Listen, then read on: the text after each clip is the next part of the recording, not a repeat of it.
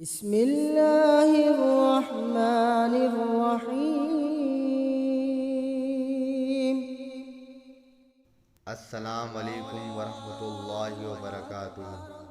جمعے کے دن غسل کرنے کی فضیلت۔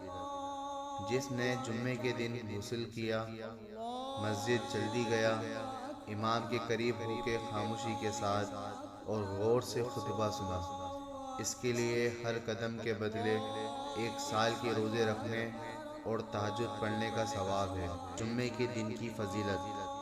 نبی کریم صلی اللہ علیہ وسلم نے فرمایا، ان دنوں میں سے بہترین دن جن میں سورج نکلتا ہے جمعے کا دن ہے۔